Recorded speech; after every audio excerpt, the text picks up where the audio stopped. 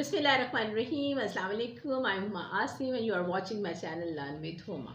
Ji viewers, hope you are all very fine. आज जो हम आपके साथ वीडियो डिस्कस करेंगे वो हम सेंटेंसेस डिस्कस करेंगे जो कि रूटीन में बच्चों के साथ बोले जाते हैं। अब बच्चों के साथ हमेशा याद रखें कि बच्चों की बेस जो है वो बन रही होती है, उनकी बिगनिंग होती है। आप उनके साथ जैसे बात करेंगे वो वैसे ही उस चीज़ को लर्न करना शुरू कर देंगे। जो भी मदर्स की लैंग्वेज होती है, जो भी पेरेंट्स की लैंग्वेज होती है, वो उसको अडॉप्ट करते हैं और वो फिर उससे वही चीज़ सीखते हैं। आपको मैंने पहले भी बताया था कि हमारी इंग्लिश जो है वो हमारी सेकंड लैंग्वेज है। डेफिनेटली घर के अंदर आप उर्दू बोलते हैं या कुछ लोग पंजाबी या सराइकी, या सारी लैंग्वेजेस जो हैं बोली जाती हैं, तो बच्चे जो हैं वही लैंग्वेज सुन रहे होते हैं। लेकिन जब स्कूल में जाते हैं तो फिर उनके साथ मोस्टली इंग्लिश बोली जाती है और उर्दू बोली जाती है, तो उस सिचुएशन के अंदर बच्चों को काफ़ी इश्यूज आते हैं। तो उस सिचुएशन में अगर मदर्स कोऑपरेटिव हों और मदर इस चीज़ को देखे कि बच्चों की लैंग्वेज को कंट्रोल करना चाहें, तो फिर अगर वो भी बच्चों के साथ बोलें या फिर बच्चों को फोकस करें कि वो वर्ड्स बोलना शुरू कर दें और उनकी प्रैक्टिस कराते जाएं,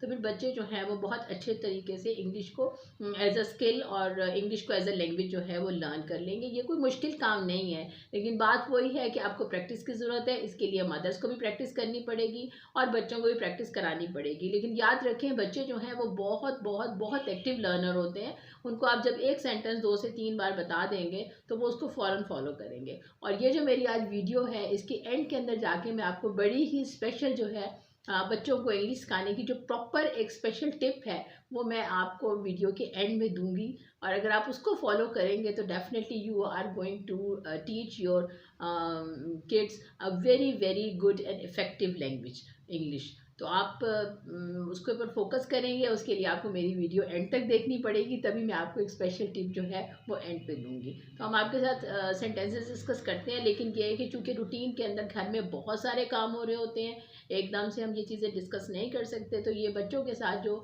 लैंग्वेजेस मदर्स को डिस्कस करनी चाहिए या बोलना चाहिए, या वो वर्ड्स या वो सेंटेंसेस जो वो यूज़ कर सकती हैं रूटीन में, इसको मैंने सबसे पहले जो मेरा पार्ट 1 समझ लें, इसको पार्ट 1 है। और इसमें मैंने बिल्कुल बिल्कुल वेरी बेसिक सेंटेंसेस जो है ना वो डिस्कस किए हैं। तो इंशाल्लाह ताला पार्ट 2 भी मैं लेकर आऊँगी इसका, और पार्ट 3 भी लेकर आऊँगी इंशाल्लाह ताला। तो उसमें फिर आपको स्टेप बाय स्टेप पता चल जाएगा कि बच्चों के साथ आप कैसे क्वेश्चनिंग कर सकते हैं घर में, डिफरेंट इश्यूज़ पे, डिफरेंट एक्टिविटीज़ पे, डिफरेंट रूटीन्स को आप कैसे बच्चों के साथ इंग्लिश में बात कर सकते हैं। तो हम अपनी आज की वीडियो स्टार्ट करते हैं, जिसके अंदर मैंने आपको बता दिया कि वेरी बेसिक सेंटेंसेस जो हैं वो हम डिस्कस कर रहे हैं। तो सबसे पहले आपका जो वर्ड है जो हैव पेशेंस, जब आपने बच्चों को कहना हो कि तहम्मुल करो और जल्दबाजी ना करो, तो आप यूज़ करते हैं हैव पेशेंस। होल्ड इट, पकड़ लेना। होल्ड माई हैंड, मेरा हाथ पकड़ लो। हरी अप, जल्दी करो।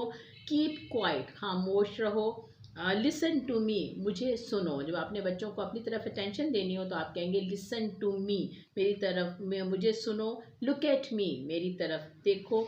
लुक हेयर, इधर देखो। आई नो, मुझे पता है। आई डोंट नो, मुझे नहीं पता। आई फॉरगॉट, मैं भूल गई। Why are you not answering me, तुम मुझे आंसर क्यों नहीं कर रहे, तुम मुझे जवाब क्यों नहीं दे रहे। Why are you not answering me. Why are you silent, तुम खामोश क्यों हो। What is this, what is this, ये क्या है। वट हैपेंड, वट हैपेंड, क्या हुआ। वट डिड यू ईट, तुम क्या खाओगे। How did you get hurt, तुम जख्मी कैसे हुए। आई एम हंग्री, मैं भूखा हूँ। आई एम थर्स्टी, मुझे प्यास लगी है। लेट्स प्ले गेम, चलें गेम खेलते हैं। मूव अ बिट, थोड़ा सा मूव करें, मतलब थोड़ा सा चलने के लिए, हिलने के लिए। गेट अ साइड, एक साइड पे हो जाएं। माई हैंड्स आर डर्टी, मेरे हाथ गंदे हैं।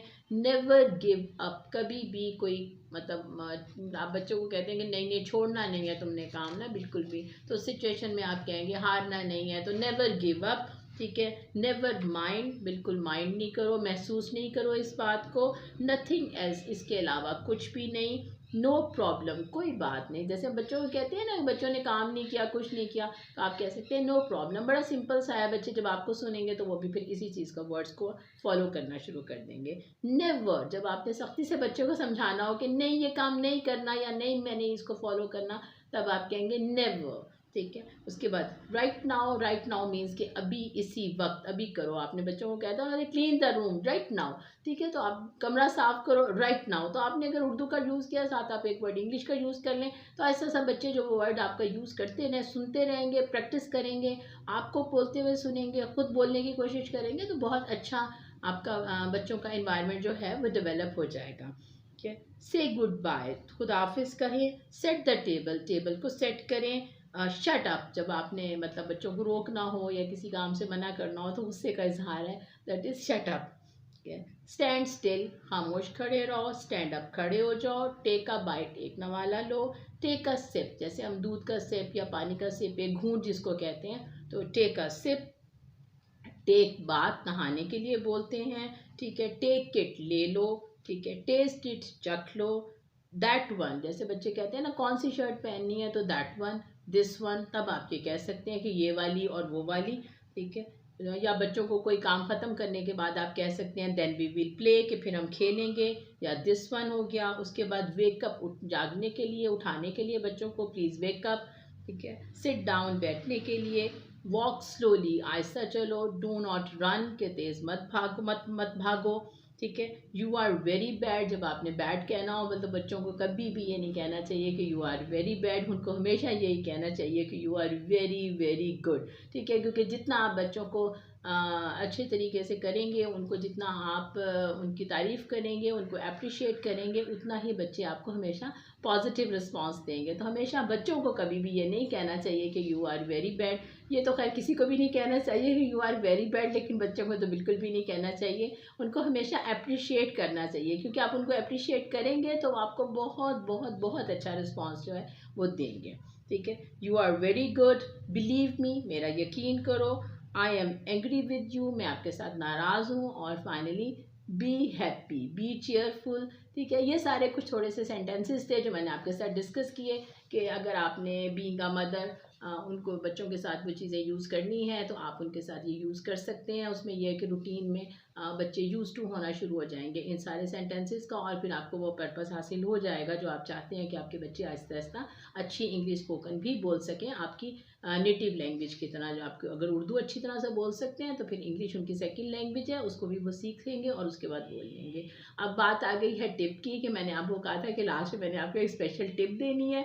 जी बिल्कुल, मैंने टिप देनी है। बच्चों को कभी भी इंग्लिश उर्दू बोल के मत सिखाइए, हमेशा उनको एक्शन करके सिखाइए। जैसे अगर आपने बच्चे को दरवाज़ा बंद करने के लिए कहना है तो आप उसे कहें shut the door, shut the door. अगर आप उसे शट द डोर उर्दू में कहेंगे दरवाज़ा बंद करो, दरवाज़ा बंद करने को कहते हैं शट द डोर, बच्चा कभी नहीं सीखेगा। बच्चा हमेशा एक्शन से सीखता है। तो आप उस शट द डोर आप जाएँ उसको कह दें, दरवाज़ा बंद कर दें, और साथ उसको कह दें close the door, shut the door, close the door. तो उसको बच्चे को समझ में आ जाएगा कि आप क्लोज़ द डोर। फिर दोबारा जब भी आप कहेंगे क्लोज़ द डोर तो बच्चा फ़ौरन जाएगा और दरवाज़ा बंद कर देगा। इसी तरह से सिमिलरली अगर आपने उसे कहना है पिक अप द पेंसिल, आप उसको एक पेंसिल रखी हुई है, कोई चीज़ आपके पास रखी हुई है, आप उसे उठाकर दिखा दें कि पिक अप द ग्लासेस, ठीक है, पिक अप द कीज़। तो आप उसे उठाकर दिखा देंगे ना कि पिकअप का मतलब है उठाना। तो अगर बच्चे को आपने ये चीज़ सिखा दी, ठीक है, पिकअप द बॉटल आपने कह दिया कि पिकअप द बॉटल, तो मतलब